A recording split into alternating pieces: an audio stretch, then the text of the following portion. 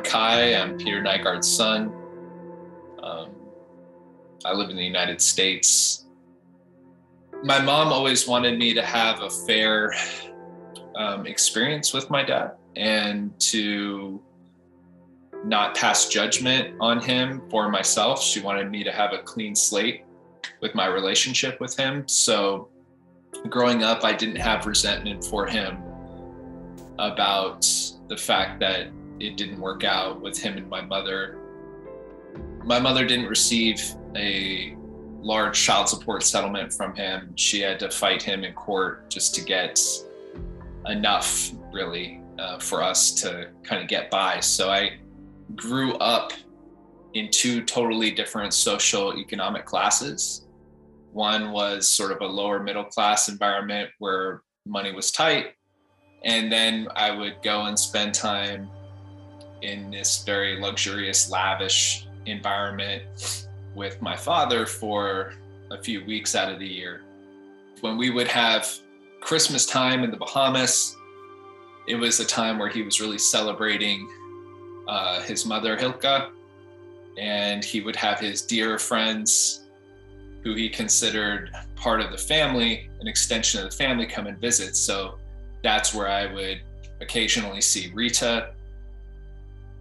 Also, Ira, she was very close with Hilka and of course my dad. So those are very intimate gatherings. So those were always my favorite times, and those were the times that I spent the most with him growing up, as with most of the kids.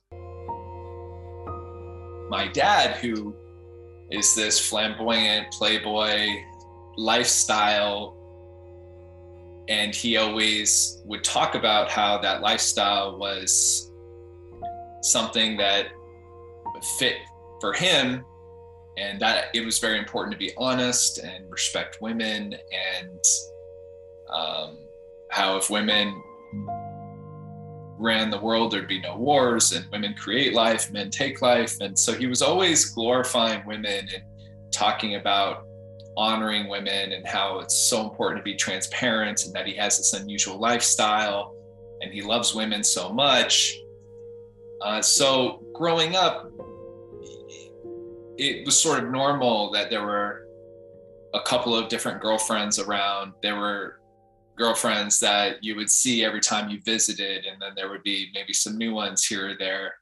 He also made it very clear to me growing up, and also to my brothers, that he didn't want us anywhere near his girlfriends or his personal life.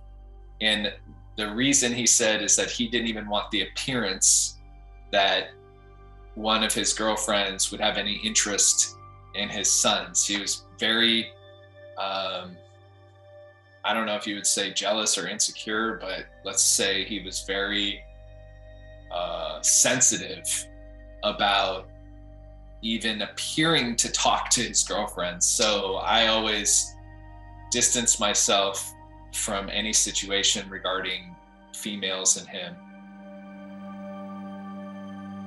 When I was 21, I moved out of my home state and I moved in with him. He actually had a house in Marina del Rey in Los Angeles. There was a connecting house next to it that had its own entrance, its own exit.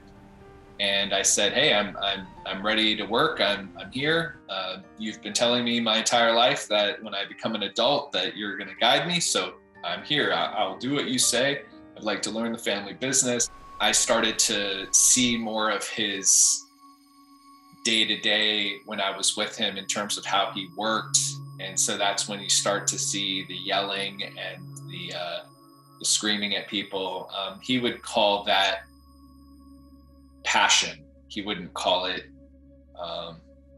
being a tyrant. He would call it being passionate and being a perfectionist and having very high standards. That would be his way to phrase it. So I lost interest in trying to get involved in the company, and I took a step back and I said, I can't do this anymore. It's too stressful and I'm not happy. by the time we got to January of 2020, I had actually heard that there was a Me Too movement from one of my friends, that there was a Me Too movement coming against Peter Nygaard and my dad. And so I was obviously very disturbed by that, because I didn't know what the accusations were. I just knew that something was coming.